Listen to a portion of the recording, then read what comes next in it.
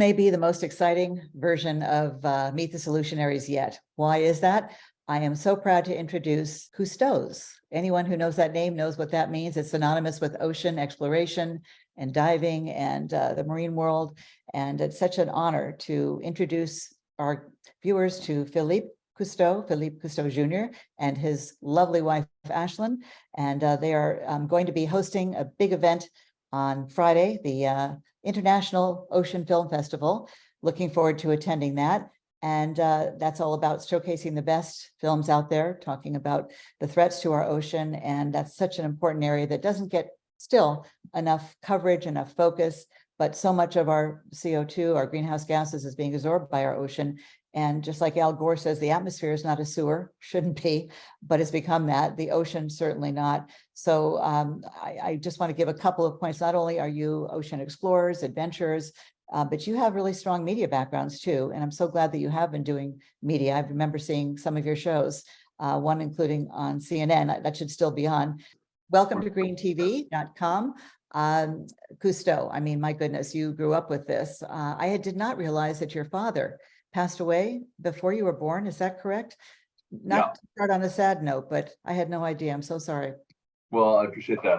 My father, Philippe Sr., was the younger son of my grandfather, Jacques, and his right hand in so many of the films and documentaries through the 60s and 70s. He actually produced, directed, and filmed 28 of the episodes of the Embassy World of Jacques Cousteau, and his own series of Oasis in Space, and was really a leader at the time. But yeah, he had an airplane accident, landing gear malfunctioned when the seaplane that they used, and they called it Flying Calypso, was landing on the Tagus River in Lisbon, Portugal, and the whole plane flipped in the water, and my father was killed about 6 months before I was born. But So sad.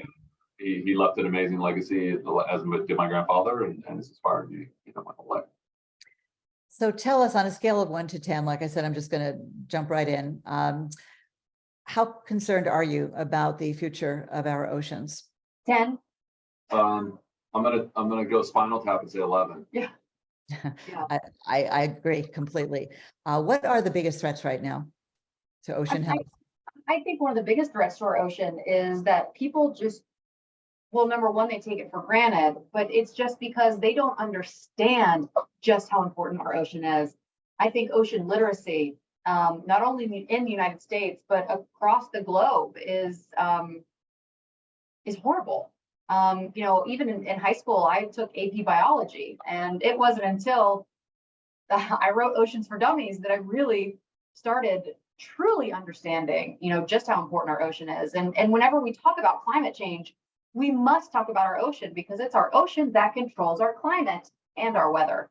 And most It's all connected. It's all connected, right? I agree. And that's the biggest threat. We just don't connect the dots.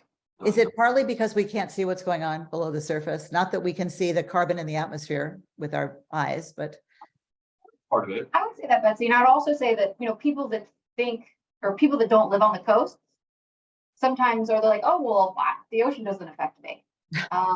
But truly the ocean does, if you like to drink clean water and breathe air, breathe oxygen. So, I think for us, we always try to remind people of that the ocean is vital to every single, not human, but every single species on this planet. And if we don't take care of our ocean, then, and also our ocean is our biggest ally. Another thing to remember, it's not just we need to make sure the ocean doesn't die. We need to make sure the ocean is healthy, because that's what is going to help us the most keep our entire planet healthy. Yeah, you think about, and people are very direct causal relationship. It's hard, as obviously people don't live on the coast, hard to connect the dots. And we're a terrestrial species, a vain terrestrial species. And I think oftentimes we just assume that the solutions are land-based because we're land-based. And that is very frustrating that we still see a deficit of ocean discussions at big global conferences like the COPs that are out there. It's beginning to change, but it's 2023, for goodness sakes. And we're only beginning. Life below water is an SDG, Sustainable Development Goal 14. And yet nothing else works without a working system and a working ocean. So it should be one. doesn't the ocean have something to do with the air we breathe? From the oxygen we breathe to the climate and the rainfall of our crops, all of it is driven by the ocean. Yeah. I Absolutely. like to joke because I like to sometimes say things that get people to sit up and take note. So my whole thing is we always talk about trees, but screw trees. I mean, I love trees, but screw trees. They are not our oxygen provider. I mean, the Amazon is incredible, and it is the lungs of our terrestrial planet, but is the ocean, and it is algae, and in the Southern Ocean, truly, that is really producing most of the air that we breathe. So people really need to think, yes, the oxygen. We love trees. I'm just kidding. I love trees, but when we're talking about the health and we're talking about oxygen, we need to talk about the ocean. Well, and when we think about, to put it in economic terms, what's your biggest ROI? Is it planting trees? No. Is it planting mangroves? Is it restoring seagrass beds? Yes. A square acre of mangrove can absorb 3 to 4 times more carbon than a square acre of terrestrial rainforest. And so, our focus has been on these terrestrial solutions that are important, but misses the mark if we're looking for the best bang for the buck, and the most important systems to invest in.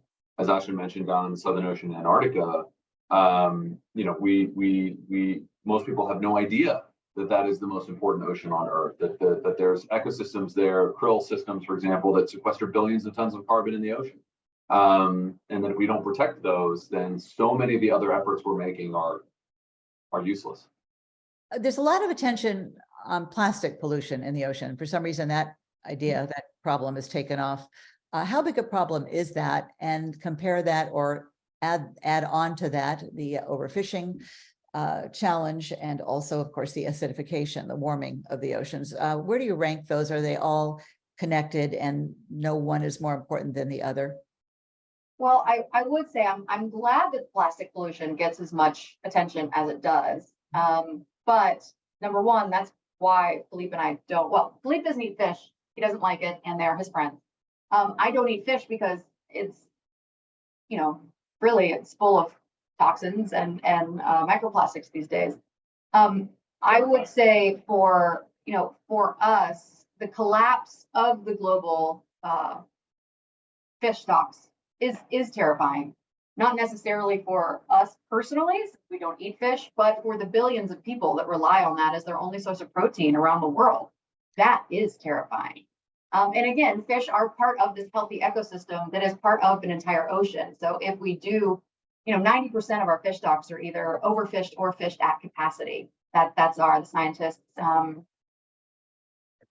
I have to wonder, will there be best data that we have right now? And so I think if I had to rank them, I would say climate and warming oceans affects everything, right? I think I'd put that at the top of the pyramid. Plastics is part of a bigger problem. Plastic gets a lot of attention, but sometimes overshadows some of the other pollution issues around like nitrogen, for example, and runoff and agricultural runoff and waste that is causing dead zones and having huge impacts on the health of the ocean. But plastic, I think, scares people, particularly because it's visible, it's insidious, and it's permanent by our standards. Ashley and I were filming a show for Discovery a few years ago in the Marshall Islands. And I remember we'd go into these, these not even deserted, no one had ever been to these islands. And you'd be wading through plastic waste up to your waist on these beaches. From all over the world. From all over the world. I mean, crazy. So it's a huge problem. I'd put it in the top 3. I don't know if I'd put it at number 1. And what about the fossil fuel industry anticipating, well, of course, there's pressure now growing finally loudly to phase out fossil fuels, but now they're saying, okay, plastic is the future. And so it's made from petroleum, obviously. Well, exactly. Another use of oil, which is daunting and scary, not surprising. But on the flip side, there's a lot of innovation going into plastic replacements. Like plastic doesn't need to be made from petroleum. Seaweed, for example, seaweed can save the world. Is very exciting in the new innovations that are happening there. And there's a certain place for plastic. Like I always learn, there are certain places for plastic in medical equipment, and there are certain places for plastic, but in our laziness as a species, getting a plastic bag, using it for less than 3 minutes, and it sticks around for billions of years, that is ridiculous. And we also, I know there's so many consumers that are really doing the right thing. They're saying no to straws, they're saying no to single-use plastic, and that's great. But we also need to take it up the level and really look at the shipping, at fashion, at films, the wrappings, and I mean that's where the big changes needs to happen. Is we need to get these big corporations to invest and change into these other solutions. Yeah, I've seen the pallets of like, paper straws and, plastic replacements wrapped in like an inch thick of plastic film as it's being shipped across the country. And you're missing the point here. My friend Bill McDonough, this extraordinary architect and visionary, I've interviewed him many years ago. He's got a great phrase where he's like, there's no such thing as bad plastic or bad carbon, because it's like fugitive plastic, carbon and plastic in the wrong place at the wrong time. And that's really what it is. And so using it for the wrong uses, as Ashley said, plastic in and of itself is not a bad thing. It's an extraordinary thing. It's just, unfortunately, in the wrong place at the wrong time, like the ocean. How about places at the wrong time? How about plastic packaging? You can't even cut with the scissors to get some tiny object out that you really didn't even need. Oh my gosh. And one last example, because it just happened. I flew into San Francisco. My husband picked me up at the airport and he had some coconut water in the car waiting for me. It was that really yummy, expensive brand, Harmless Harvest, which tastes like pure coconut water. And I was enjoying it, but it was a small bottle. And I swear I had like 5 sips and it was done. And I'm holding this bottle in my hand, Harmless Harvest. Well, how harmless is And it's plastic. I know we stopped buying it because this is the good stuff. This is the harmless. We love it. It's so good, but we don't buy it because it's in the plastic bottles. And I'm like, guys, get this together. There's a couple new brands that we were using that are coming cans, things, cart. So yeah, it's really frustrating when you think about not connecting the dots. And yet I understand, we are launching a wellness brand coming up here, and the packaging is really important for us, and hard to find, non-plastic packaging. We use glass and bamboo, and it's a couple cents more expensive to do that. And so, but I understand that the economics behind, maybe it's a couple cents, 2 or 3 cents more expensive to use glass, or 4 cents or 5 cents. But if you're making a couple million or tens of millions of products, that adds up. And so, I do understand also that there's this insidious kind of economic system out there that exists that is contrary to what we should be doing. Like, it's disincentivizing good behavior, incentivizing bad behavior economically. That's another big problem that we need to solve for. Either whatever regulatory involvement needs to happen, because you have a new startup brand like ours, and you're looking at the economics, and we said this is a red line for us. But a lot of companies I can see be like, well, we can save $10,000 by using a plastic thing. We're going to do that because that makes that puts money in people's pockets, and creates jobs and all that stuff. I get it. So it's a complex problem. Yeah, I want to ask you about a couple of really scary news items recently. One was this massive fish die-off. I believe it was in a river. Can't remember exactly where in this country. I couldn't look at it. It was literally physically making me nauseous. But as far as the eye could see, it was dead fish, like a whole carpet, like no space between the fish, just like long view. And that's, they believe, from agricultural runoff, chemicals, pesticides. And the other is this giant blob of seaweed heading to Florida. What is that, pray tell? I used to live in Florida. Florida breaks my heart for many reasons. The longest intercoastal lagoon in the country is St. Lucie, not St. Lucie, that's a river. The intercoastal lagoon that runs along the East Coast, the Everglades, the Florida Keys, Everglades' largest ecosystem of its kind. Florida Keys, 3rd longest barrier reef in the world. And like Florida has systematically. You glossed over that. The 3rd largest coral reef in the world was the Florida Keys. And I didn't know that. Like, Florida has systematically destroyed all of those systems over the last 50, 60, 75 years. Yeah. I have a lot of friends in Florida. I love Florida. Maybe the Sargasso is a little bit of like karma. Sargasso is a normal system that exists and is important, but it's blooming because of all the nitrogen. And Florida has been dumping nitrogen and waste and phosphorus and agriculture, destroying these ecosystems into the ocean for decades and decades and decades. Now the red tides and the Sargasso tides is payback. We all have to pay for our bills eventually, and I think it's terrible, and it's a lot of people are going to suffer. Throughout the Caribbean, Venezuela, islands, places are having real problems with Sargasso, but as a direct result of warming ocean and of nutrients we bring in the water, and frankly, like we reap what we sow. And here's what's sad about climate change too, is it affects everybody, not just the bad players. And that's what's so sad, because Philippe and I sometimes will lament, we're like, can't we just go on an island with our children and our friends who do good things and don't hurt the environment? But you can't, because no matter where you are, the bad thing, the inaction or bad actions of some people will affect everyone. I know it's coming for all of us. It is. It is. I noticed that when red algae got bad in Florida, I think Governor DeSantis started getting concerned because it was affecting tourism. Yes. The state's bottom line. Yep. That's what it takes, right? As well, it's all about money, right? Yeah. And it should. Unfortunately, particularly during this election, he said a lot of really good things. I think there's been pretty poor follow up on that, which is a shame.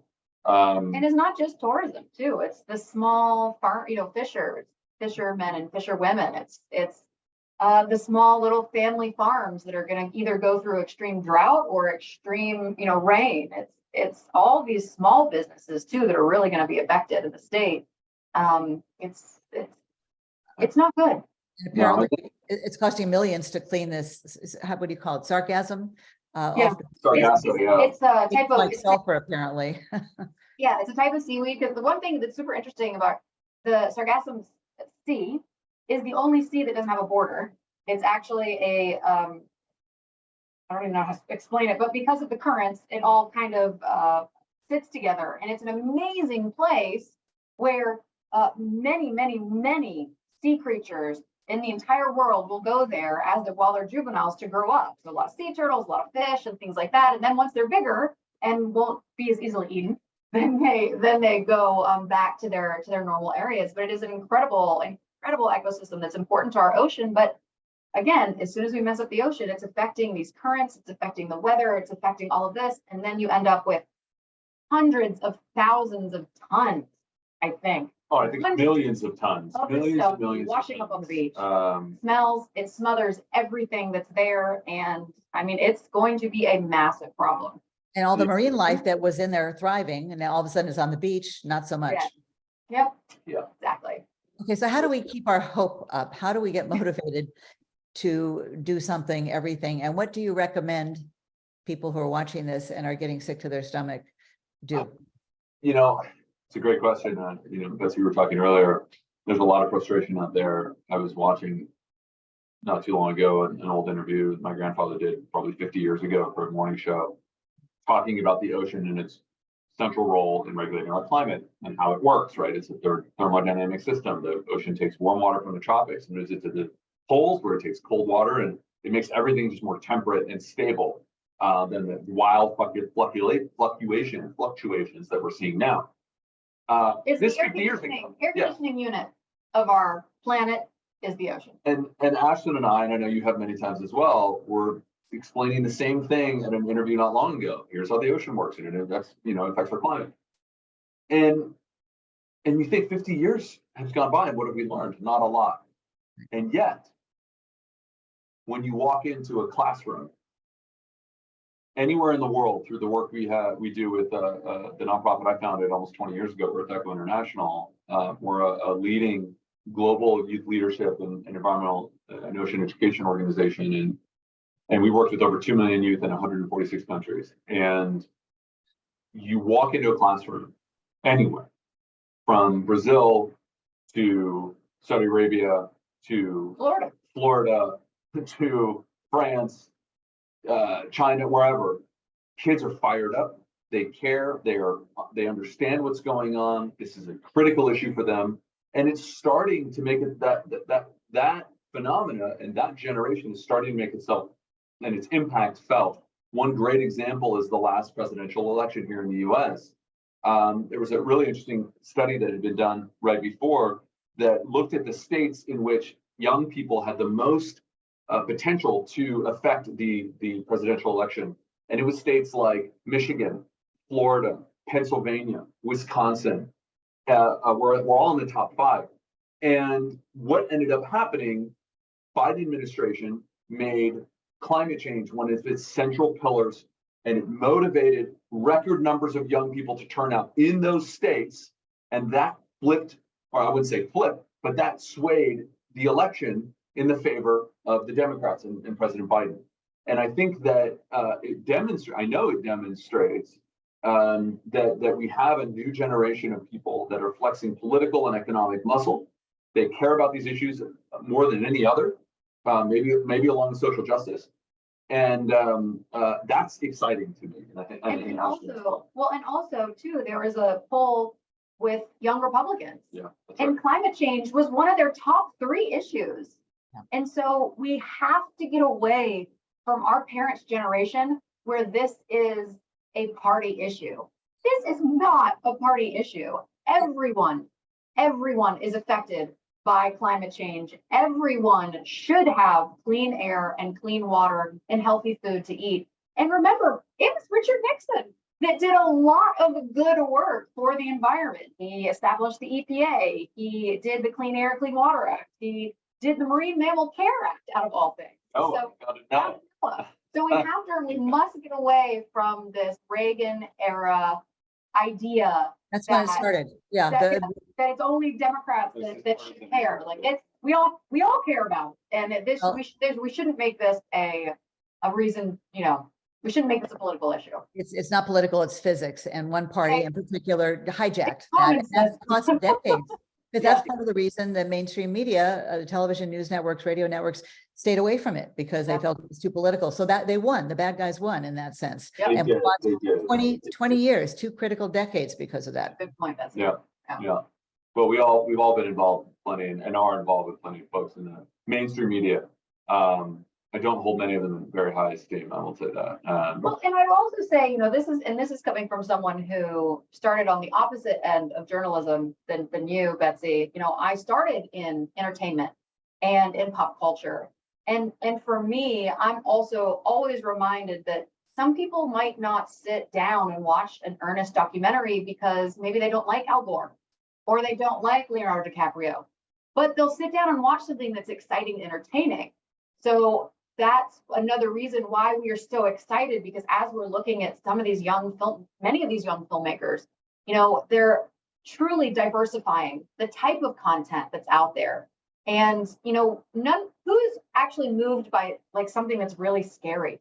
I mean, we're all frozen in fear for a little bit, and then we put it in that little box in the back of our head and move on, because that's how we have to deal with it. But if we approach these stories in a great way, and they can be serious and they can be earnest, and that can be fun and exciting and full of adventure, and really try to make content that hits all of those buckets. That I think is truly also how we bring more people into the space of caring about the environment. So I had an eco epiphany just in the last month. I've been at this many years. I was at 2 back-to-back conferences. One was the Aspen Ideas Climate Festival, climate conference held in Miami, appropriately, ground zero for sea level rise. And it expanded so much just from the first year. I wasn't there last year, but I heard it went from like 1,800 participants to 2,300, and I'm sure next year will explode even more. Fascinating presentations, of course, and Kamala Harris was there. She was interviewed by Gloria Estefan. So they had some big names, and the chief climate guy under Biden's administration, I can't recall his name now. So it was very high powered, really. And then I went right from that to South by Southwest.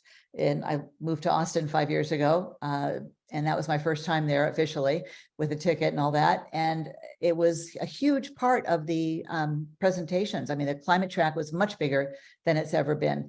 But here's my epiphany. I've probably been to, I figured, about 10 conferences a year over 25 years, from zero waste to zero emissions. 100% of the time, guess what there is in common? Guess what the common denominator is? These people there are the most positive, upbeat, excited, purpose-driven, plugged in folks I know. And you walk around in the world and everyone is glum. not everyone, a lot of people who are tuned into what's going on. And there's a lot of reasons besides just environmental ecosystem collapse, but that's a big part of it. And it's like, I want people to know that if you join us, you can immediately become part of the solution. And it's remarkable because the impression or the myth is that environmentalists, climate activists are about gloom and doom, they're negative, and it's au contraire. And that's another one of those things that has, gotten It's, you're right, Betsy, and it's one of, I think in many ways, environmentalists have themselves to blame for that because it has been, doom and gloom for so long. And there's a reason for that. Negativity and doom and gloom is a short-term motivator psychologically. And it gets people to be afraid and write a check or make a donation, which has been the bread and butter of the environmental movement for a long time, like individuals. So there's like a very basic reason why that has, I think, unfortunately been kind of the trend. But you're right, there's a new approach, which is, listen, we have some very real problems. There's going to be a lot of collateral damage. We were talking earlier, in the last 40 years or so, in our lifetime, 50% of the world's biodiversity is gone. That's gone. It's not coming back. So a horrible tragedy there. However, there's a lot of good news, a lot of innovation happening out there, new industries, new markets, new products, and a new crop of politicians that are coming up on both sides of the aisle that are saying, okay, this is not a negotiable issue, clean air and clean water. So there's a lot of good news out there. I always tell people just stop with the doom scrolling and recognize that there are wonderful, powerful, positive, hopeful communities of people doing really extraordinary things. And that's, again, the young people that we see that keep us going every day. Yeah, and I mean, again, sometimes I think for individuals, it's so hard to feel like you have power. You feel powerless. I mean, you recycle and you compost and you put your trash can at the edge of your driveway and you look down your street and it's just all not, your neighbors are not doing the same thing. But what's really exciting is people just always have to remember that truly the power of the individual is a lot. And it's not just who you vote for. That is very important. Make sure you're voting for people that are putting the environment, top front and center. But also it's how you spend your money. And it's not just buying, aluminum bottled water that's in an aluminum bottle versus plastic, but also think of the big corporations. I mean, especially when it comes to fashion, these big companies, if you don't like the way that they're doing things and you choose not to spend your money with them, they take notice. Yeah. And I think that's what people sometimes forget is the power the individual has over the large, big corporations. And that's what's important. I mean, here in California, we've been driving an electric car for, 12 years. But I mean, California just put their foot down and now all the other states are following suit. And that's only because I think, consumers and the people of California were demanding that because our air quality sucked and kids were getting asthma and you couldn't see the Hollywood Hills and we live like a quarter mile away from them. So I think that make your voice heard, make your voice heard. And shopping is politics. I think it was Bono who said shopping is politics. And from the products we buy, the food we eat, the clothes we wear, it's like, yeah, it's a lot more than like saying no to straws and not getting plastic bottles. Yeah. And people need to really exercise their power as consumers. Every decision you make throughout your day can change the world.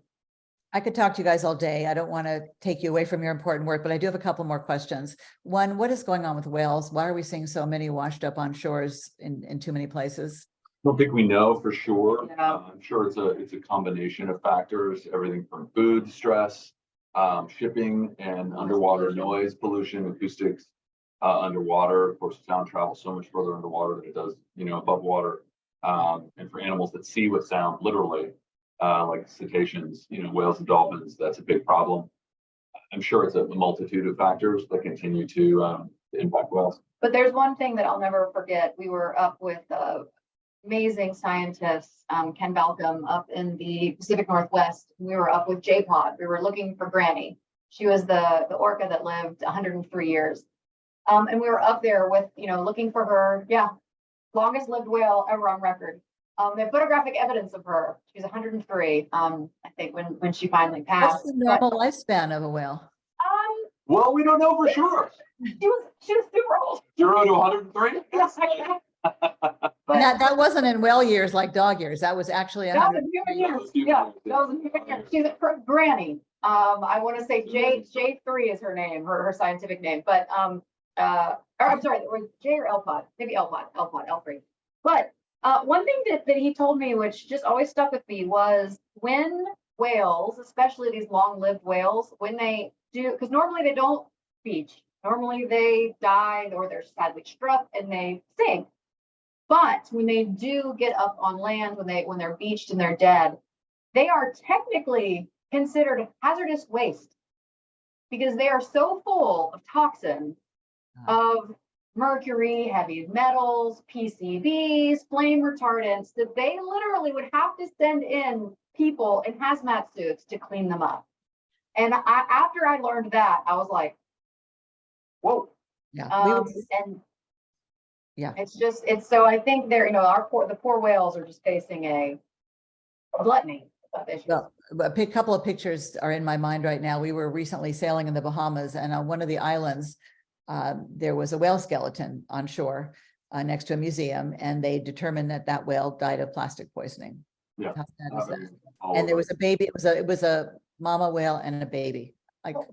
And the other picture that's in my mind, you probably saw it in the last week. There was a photograph of a whale with a bent tail, like really bent. And they figured it was from being hit by a ship's propeller.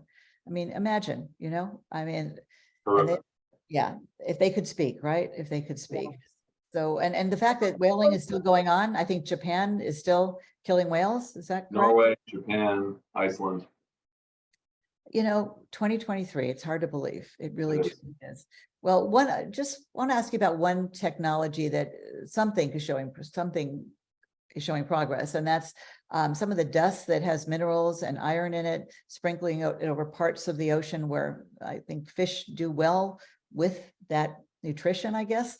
Do you know or much about that or have an opinion on it?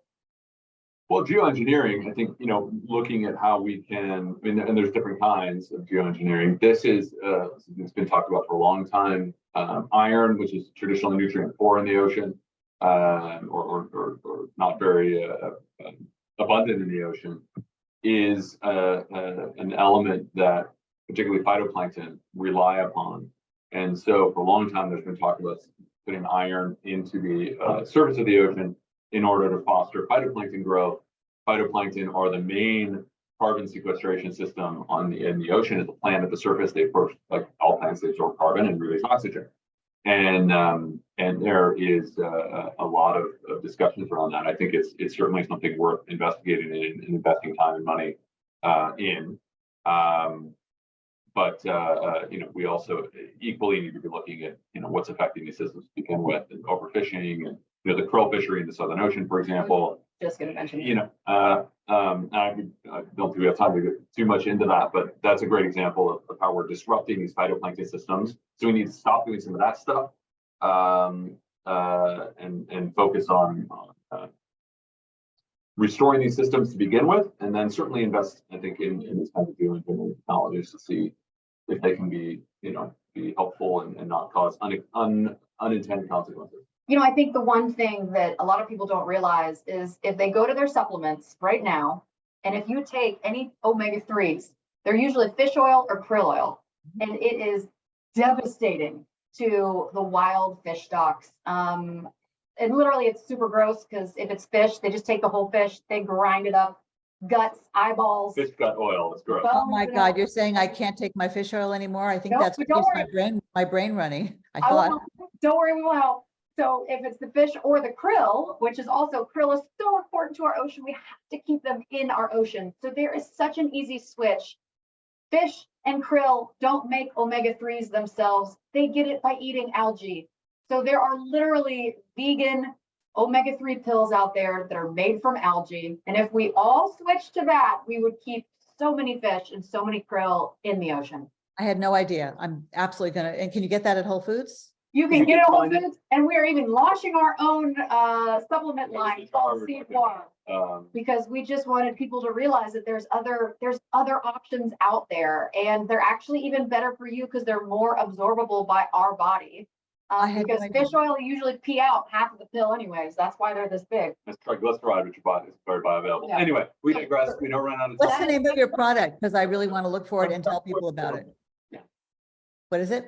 It's just one thing that a lot of people don't realize, like, look, an example of the stuff that's all around us that we can make changes and start thinking about the products we eat and the supplements and the food and all that kind of stuff to be ocean friendly and ocean positive.